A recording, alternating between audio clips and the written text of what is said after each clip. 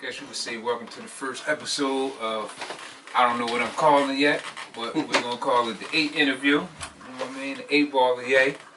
And so I'm here with my first, louder. So I'm here with my first guest. I'm here with my brother Idrees. He doing real estate out of the city of New York. And that's it. You know what I'm saying? So, first thing first is, how do you like real estate so far? It's good, you know. Like every job's got its pros and its cons, but for the most part, I think I like it. You know, I'd say I like it more than anything else I've done. Alright. So what's one of the major pros you could say you experienced so far with doing it out of New York rather than New Jersey? The profit margins are a lot higher, especially since our commissions are based on a percentage of the sale price. Mm-hmm. So, because properties are more expensive in New York, in a big market, the percentage is higher on the commission. So what about one of the biggest cons? The market. Especially right now, the luxury market in New York is oversaturated. Mm-hmm. And because a lot of the business comes from overseas, mm-hmm. due to the trade wars that's going on between the U.S. and China, mm-hmm. The hostility between Russia, mm-hmm. a lot of that money from Russia and China isn't coming in to the U.S. So that's affecting the luxury market. And on top of that, a lot of developers built too many luxury apartments. Mm-hmm. With not enough sales. So now we got this crazy supply of luxury apartments and not enough people to pay for them. So I guess that's good for Americans if you got the money. I mean, but is it safe to say, just all speculations, but by what we've seen in, what was that, like 2008 with the housing market bubble, could we be potentially looking at the same thing with apartments? Because we've seen the houses go down first. They kept giving out all these loans for these, so I believe it was before, it was like you had to put down like 50%, but then something happened. I'm not too accurate with it, but it went down like 30%, but then it locked you into a longer contract that locked you into about 30 years of paying off a house. And they've been giving out everybody houses. And then now they found out couldn't nobody pay these houses off. So after the housing crash, or during the housing crash, banks were giving out loans at really low interest rates. Mm-hmm. So what that did was, let's say you were a waiter, mm-hmm. and you were making $50,000 a year. Mm-hmm. Because the interest rate on loan was maybe negative or 1%, mm-hmm. the bank, as long as you had good credit, or even if you had bad credit, they would give you the loan. Mm-hmm. And what was happening is you would take out a loan on a property that you couldn't afford. Mm-hmm. And the bank didn't care because they were selling the debt they was getting rid to someone else. Yeah. So when the bubble burst, mm-hmm. all those people that had those loans, mm-hmm. couldn't afford to pay them back. Mm-hmm. So right now the interest rate is about 4.5% compared mm-hmm. to the 1%. So the interest rate's a little bit higher, mm-hmm. but it's still in a good place so that it's not ridiculously expensive. So it's a little bit more secure. They're not just handing out loans to anybody. Mm-hmm. So I don't think there's any risk of that.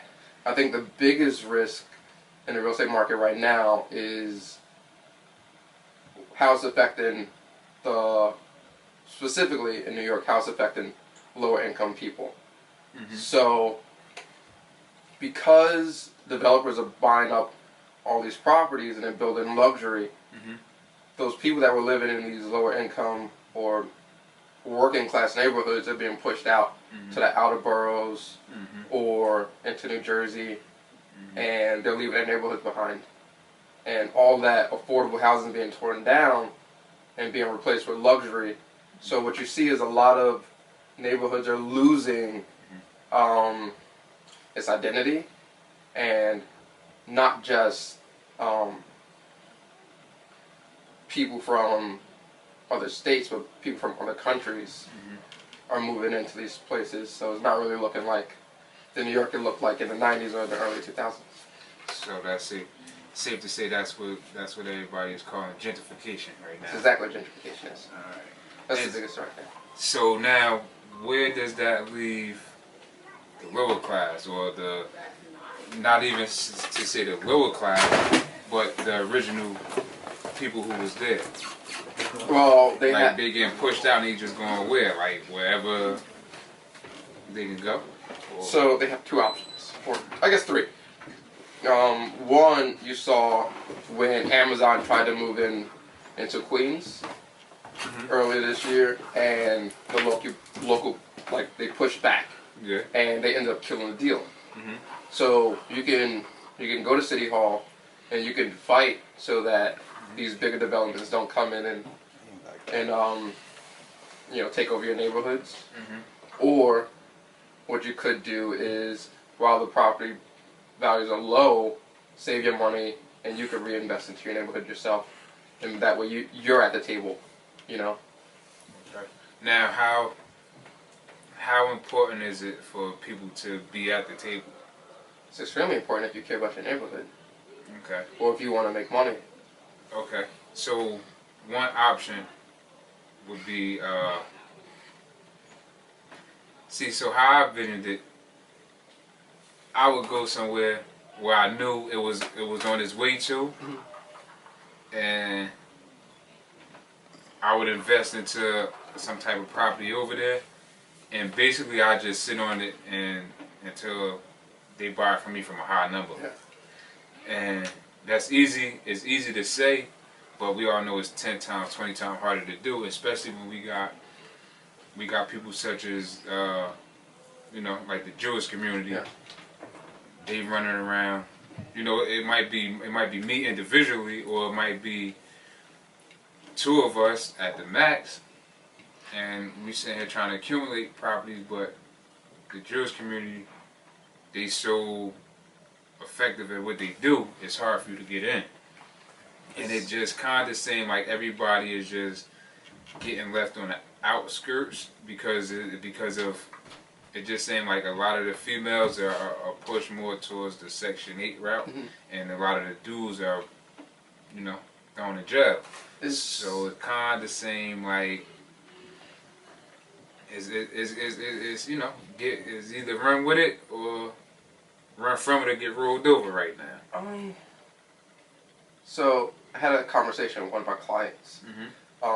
Say last weekend, we were on the subway. We were talking about money, and one thing that came up is that families don't discuss money. It's seen as like private. But money is the way to secure your freedom, and that's something other cultures understand.